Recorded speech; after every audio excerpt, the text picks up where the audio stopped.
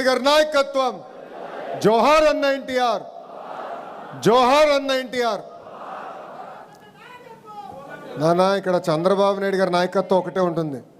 ఆయన మన సేనాధిపతి, మనందరం సైనికులమే, అది గుర్తుపెట్టుకోవాలి. వేరే వాళ్ళ నాయకత్వం ఉండదు ఇక్కడ. ఉన్నోద్యోగం పీకిచ్చేటట్టున్నావు స్వామి.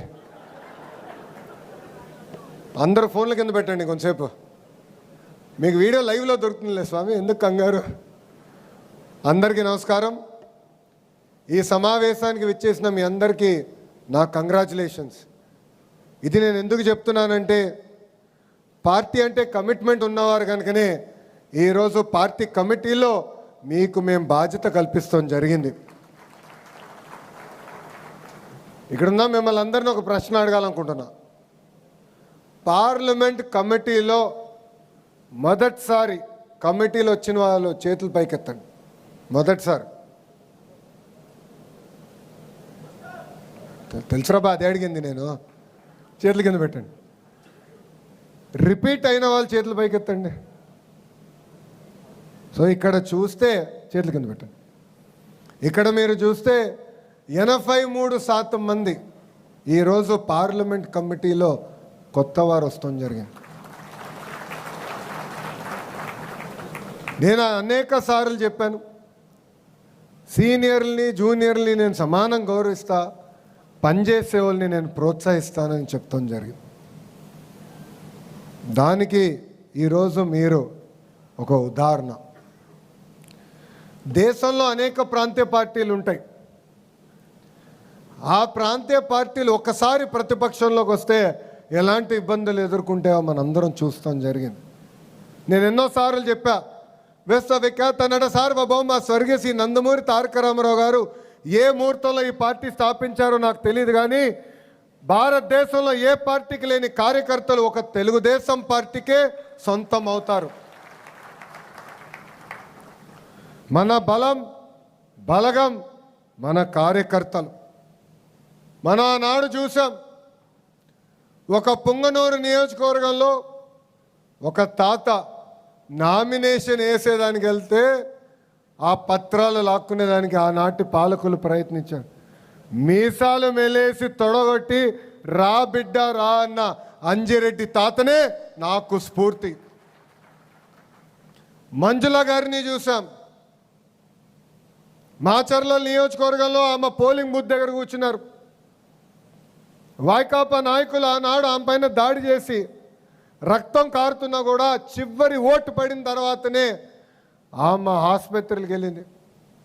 పక్కనే విజయవాడలో చూసాం, కొంతమంది రౌడీలు మన గాంధీ గారి పైన దాడి చేసి ఆయన కంటి చూపు పోయినా జై తెలుగుదేశం అని నిలబడ్డారు. పల్నాడులో చూసాం, తోట చంద్రయ్యని చూసాం. మెడపై కత్తి పెట్టి వాళ్ళ నాయకుడు పార్టీకి జై చెప్పమంటే జై చంద్రబాబు జై తెలుగుదేశం అని ప్రాణాలు కోల్పోయారు. ఇది మనందరం గుర్తుపెట్టుకోవాల్సిన అవసరం ఉంది. మడమ తిప్పుతాం, మాట మార్చుతాం, మన బ్లడ్లోనే లేదు. ఇది మన పార్టీ, ఇది మన కుటుంబం. మనం అనుకున్న అన్నీ ఒకే రోజు అవ్వవు. మీరందరూ అనుకోవచ్చు, లోకేష్ అనుకుంటే ఎంతసేపు అయిపోతుంది కదా అని. నేను పోరాడా. జిల్లా పార్టీ కమిటీ నుంచి పార్లమెంట్ పార్టీ కమిటీ తీసుకొచ్చేదానికి నాకు 18 నెలలు పోరాటం పట్టింది. 18 నెలలు పోరాడా. పాలిట్ బ్యూరోలో పోరాడా. ఒక్కసారి తిరస్కరించారు, మళ్ళీ వెళ్ళా, మళ్ళీ అడిగా. ఇది మీ అందరికి ఎందుకు చెప్తున్నానంటే, కొంతమంది నాకు చెప్తున్నారు, అన్నా ఇది అనుకున్నాయి చెప్పాను పని అవ్వలేదని. నమ్మకం దానికోసం 1 కాదు 2 కాదు 100 సార్లైనా మనందరం కలిసికట్టుగా పోరాడాలి. ఇది మన పార్టీ, ఇది మన కుటుంబం. మొదటి శాసనం కార్యకర్తలే అధినేత. మళ్ళీ రిపీట్ చేస్తున్నా, కార్యకర్తలే కార్యకర్తలే. ఇది నేను ఎందుకు చెప్తున్నానంటే, ఒక కార్యకర్త వస్తే గౌరవంగా పలకరించాలి, మాట్లాడాలి, సమస్యలు తెలుసుకోవాలి. అన్ని సమస్యలు మనం పరిష్కరించగలుగుతామని నేను చెప్పట్లేదు. మనం అనుకున్న అన్ని కోరికలు దేవుడు కూడా తీర్చలేడు కదబ్బా. మనం దేవుళ్ళు కాదు, మన మనుషులమే. కానీ ఆప్యాయంగా పలకరించాలి. ఆఫీస్కి వచ్చిన 2 నిమిషాలు కూర్చోబెట్టాలి, మాట్లాడాలి, గౌరవించాలి. మనందరం గుర్తుపెట్టుకోవాలి, ఈ మొదటి శాసనం కార్యకర్తలే మన అధినేత. తెలుగుదేశం పార్టీ నా సొంతలు, ప్రభుత్వం అనేది నా కిరాయి ఇల్లు. ఇది గుర్తుపెట్టుకోండి మనసులో. దాని తర్వాత మీరు మీటింగ్లు పెడితే అర్థమవుతుందని చెప్పా. వాళ్ళే వచ్చి ఆ మీటింగ్ క్యాన్సిల్ చేసి పార్టీ ఆఫీస్కి తప్పనిసరిగా మనం వెళ్ళాలి సార్ అని చెప్పారు. ఇది నేను ఆ మంత్రులందరూ కూడా చెప్పా, ఎమ్మెల్యేలందరితో కూడా మేము చర్చించాం. ఇది మనందరం గుర్తుపెట్టుకోవాల్సిన బాధ్యత ఉంది. ఈరోజు జాతీయ అధ్యక్షులు వారు చంద్రబాబు నాయుడు గారికి ఎంత పని ఒత్తిడున్నా కంపల్సరీ వారానికి ఒక రోజు ఈరోజు పార్టీ ఆఫీస్కి వస్తున్నారు, కార్యకర్తల్ని కలుస్తున్నారు. ట్రైనింగ్ ప్రోగ్రాంలో మండల పార్టీ అధ్యక్షులు, ప్రధాన కార్యదర్శులు కూడా ట్రైనింగ్ ప్రోగ్రామ్ స్టార్ట్ చేశాం. ఆ ట్రైనింగ్ ప్రోగ్రాంలో కూడా మన జాతీయ అధ్యక్షులు చంద్రబాబు నాయుడు గారు కూడా పాల్గొనడం జరుగుతుంది. విపక్షంలో ఉన్నప్పుడు మనం బాగా కష్టపడతాం, అహర్నిశలు పోరాడతాం, కేసులు పెట్టించుకుంటాం, తన్నులు తింటాం, అధికారం వస్తుంది. దాని తర్వాత మనకు ఒక జబ్బు వస్తుందండి. కోవిడ్ కన్నా ప్రమాదమైన జబ్బు అండి అది.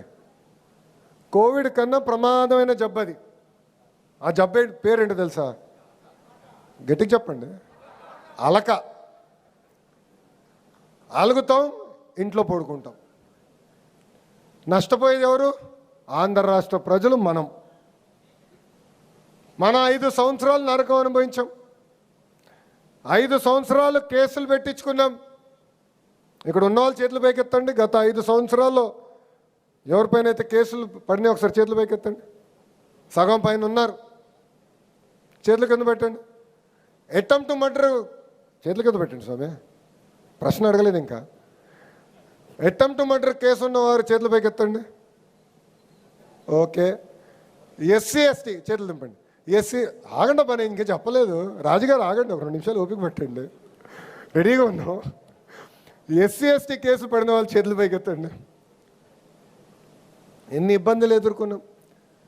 రాజుగారు, ఎంఎస్ రాజుగారి పైన, మన హోంమంత్రి అనిత గారి పైన, ఆనాడు దళితులకు జరుగుతున్న అన్యాయం పైన పోరాడినందుకు వాళ్ళపైనే ఎస్సీ ఎస్టీ కేసులు పెట్టే రోజులు.